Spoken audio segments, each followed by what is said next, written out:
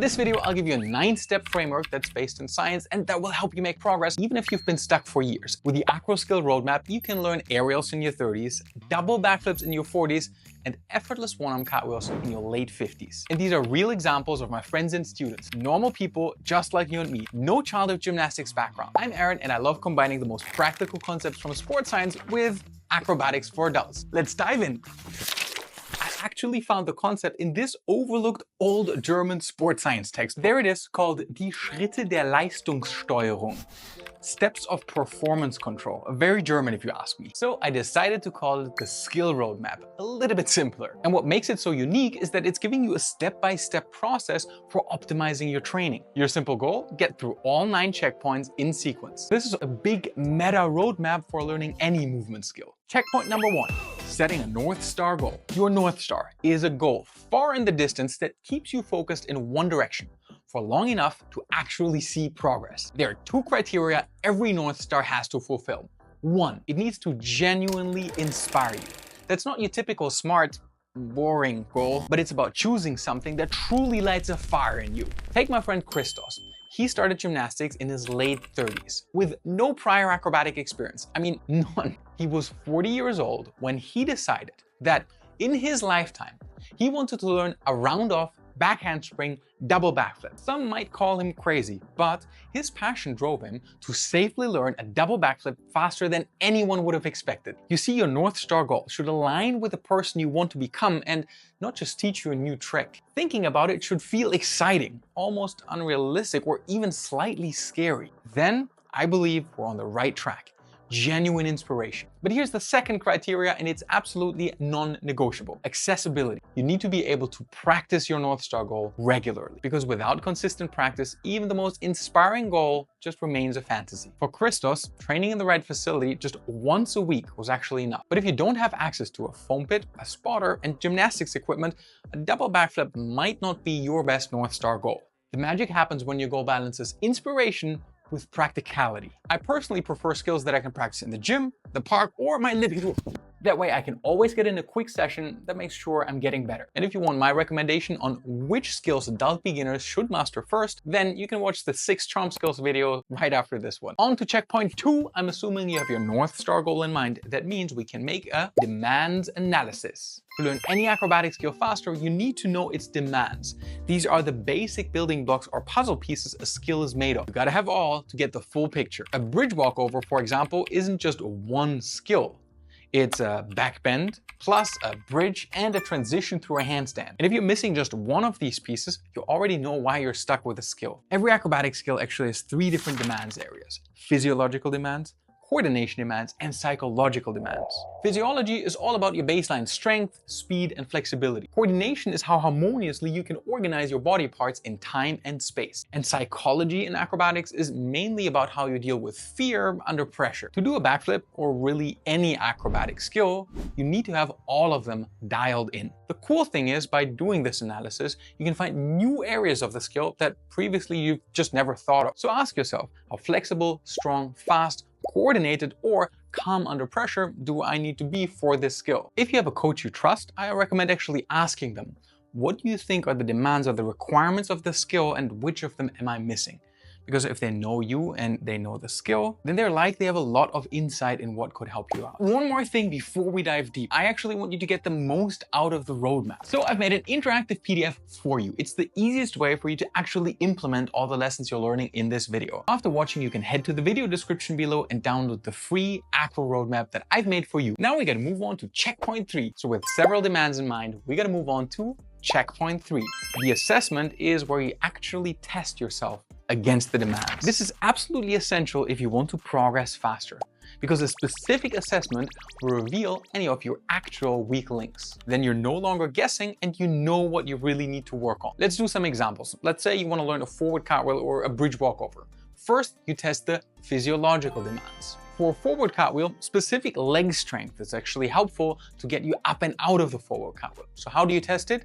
Don't use deadlifts. They won't tell you anything about your forward cartwheels. Instead, use arching squats. Test how low you can go in a single arching squat. If you're really struggling, then at least you know if you improve your arching squats, very likely your forward cartwheels will also become easier. Be sure to record a video of where you're at. because that will matter for later. Second, test the coordination demands. If you can't do a full forward cartwheel yet, then do one with a supporting surface, which will make it a lot easier. If your flexibility is fine, but now your landings are super wobbly and your limbs are all over the place, you're likely dealing with a problem of coordination. This will inform how you'll train later. Number 3, test the psychological demands.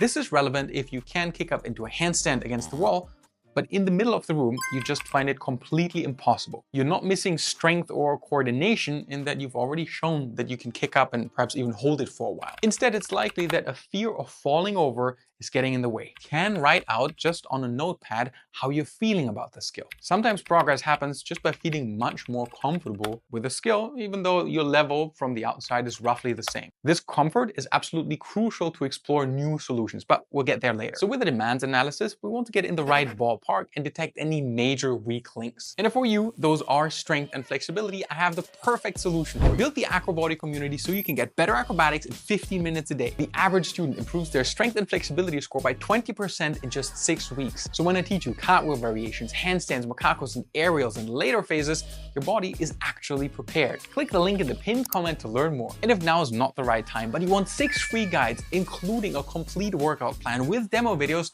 also click that link below. You'll find all the guides in the free resources tab. All right, let's recap quickly. You have your North Star goal. You know the skill demands. You've done an assessment. Now it's time to set a lighthouse goal. That's checkpoint 4, and it is very different from your North Star goal. Your North Star is far in the distance. It's such a powerful goal that just getting closer is sort of satisfying enough. But a lighthouse goal is different. It's visible just at the edge of the horizon, and you should be able to reach it in 1 season of training. For my students, that's anywhere between 6 to 24 weeks. Those are realistic timeframes. So tell me, is the one-arm handstand a good lighthouse goal for most people? No, it is not. For most people, it will take years and years of dedicated practice. We're talking 5, 10, even 15 hours per week, mainly working on that one skill. It's so difficult that I actually believe it's not even a good North Star goal for most people who just want to be fit and move with more freedom, while also living a somewhat normal, non-circus life. But a 5 to 10 second handstand, that's a phenomenal lighthouse goal for most adults. There's always a good goal, depends on where you're currently at, how good your physical foundation is, and how much time you can devote to training. Time for checkpoint 5. Make a plan. Write out which days of the week you want to train. That's your basic outline, because your practice has to fit the rest of your schedule. Yup, part of learning acrobatics with more ease is actually scheduling. Even if it's just a 5-minute flexibility training at the end of your day, those little blocks can make a big difference. Step number 2, plug in your skill training. As a note for my students, we always split skill training into short sessions and longer sessions.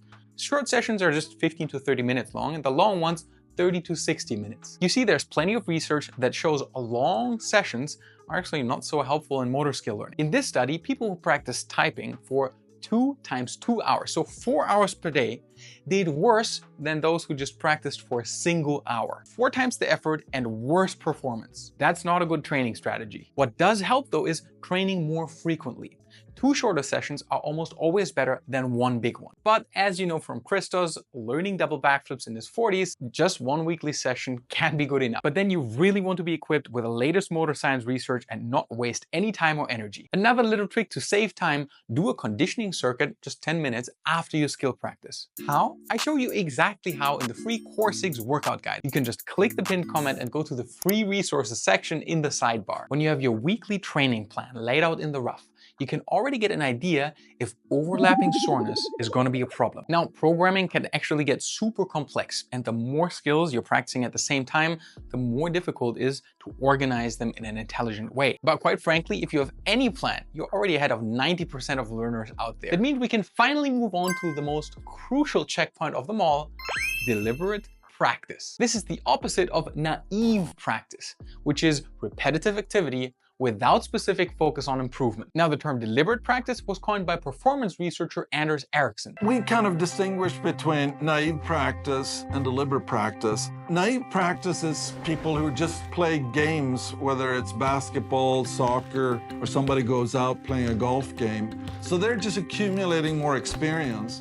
We differentiate that from when you actually pinpoint something you want to change. And once you have that specific goal of changing it, You will now engage in a practice activity that has the purpose of changing that. While the term is still debated, for us it means three particular things. Deliberate practice is goal-oriented, feedback-oriented, and progress-oriented. It means you have your lighthouse skill in mind, you're getting some form of feedback about how well you're doing. Lastly, you're making clear and measurable progress over time. The practice is arguably the largest and the most important part of, well, skill training. And I have dozens of videos planned out to help you on that end. That means we won't go super in depth here, but I can give you a quick research-based tip for a fast win. Ask yourself which data measure you can improve the most easily. You can always find one of these 4 measures to improve any movement skill. Whether that's a distance measure, an angle measure, a form of timing, for example, how fast you do something, or if you increase or decrease the level of assistance. So whenever you're stuck, all you gotta ask yourself is, which of the data measures is the best micro goal that I can progress in right now? And there's so much more I want to cover about practice, because when you know how to make your practice fun, showing up is more like a ride in the park. It's literally entertaining, and that's how I think it should be. So more videos planned. Checkpoint 7. If you're getting this far, you're truly ahead of most learners out there. So why is tracking your training so important? Because it teaches you how to see the finer details of progress. Here's what I mean. A big service that I'm providing for my students is actually just showing them on video how from one repetition to the other, there is a good amount of progress. And what you do when you get better at tracking progress is you're actually setting a whole lot of micro goals. So my arm a little bit further there on the ground, me landing further on this side of the room, me actually finding a bigger arch in the movement. That's what I'm aiming for. And I want to be clear, this isn't necessarily about writing everything out in detail and being super nerdy, but it might mean that in your mind's eye, you can just always see what like 4 or 5 micro goals are that you want to reach for your skill. For the macaco, it could be peak time spent on one arm, or it could be squaring off the second hand. But then don't judge yourself if you're landing slightly off. This is literally the crux of motor skill learning. As you're improving one thing, another feels slightly worse. You want to judge yourself on the things you're getting better at. Micro goal progress every session, big term progress weeks to weeks or months to months. But you need to know how to track progress, and this quite literally is what will make you learn faster. We're ready for checkpoint 8. It's so important to stick to a plan for a while, because some changes only become apparent after a long enough time horizon. That's why my online students always sign up for at least 3 months in a row. And after week 6, we do a review and realign week. In it, we evaluate how progress has been coming along so far. Is the training plan working better or worse than we expected? How do we judge that? By repeating the assessment we did in step 3. If strength was a missing link, we now want to see, has it improved? Was fear an obstacle? Then we gotta ask, how are you feeling when you're doing the skill practice right now? Was coordination a crux? Then we should be able to spot really clear differences in your before and your after clips, at least if your training is working. But what if it isn't working? If you followed the previous 7 steps, that's actually very unlikely. But it does happen that progress is slower than we expected or than we'd like. Then we come to checkpoint 9, error correction. You know, we actually expect the first training cycle to have some hiccups. That's because the first training plan will always be the worst one. Why? Because there's simply too many unknowns in learning complex motor skills. That's because every motor skill can be learned or solved in a bunch of really different ways. There are almost always flexibility type solutions and power type solutions, or just brute force momentum solutions. Think of a slow bodybuilder backflipping versus a super springy sprinter backflipping, or a flexible cheerleading girl almost doing a layout backflip. And then you have the person who's just stuck with a mental block.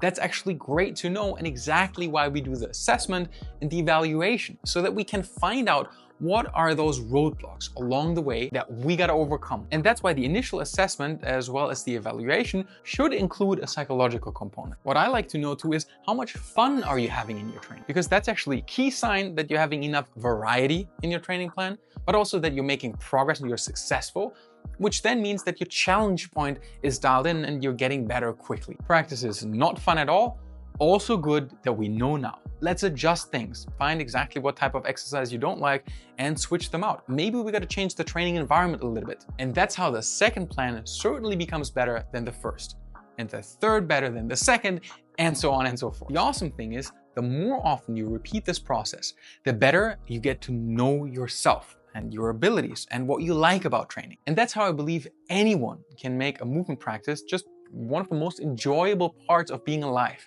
because there's so much progress, there's novelty, there are things I'm learning about myself or about my peers that I'm practicing with. It's what makes you deal with injuries better, because you have a path forward and you know how to error correct. And this is how our community members of all ages are getting deeper and deeper into the practice of soft acrobatics. So if you want to join the community, click the link below and sign up. Or if you already have a clear skill you're working on and you just want personal guidance from me with that skill, then you can apply for a coaching spot. I've included the link in the description box below this video. But if you're still new here and you're wondering what skills you should learn in your 30s, 40s, and 50s, then I recommend watching this video next, where I'm giving you the 6 most important acrobatic skills adult beginners can master. Move well, with joy, Aaron out.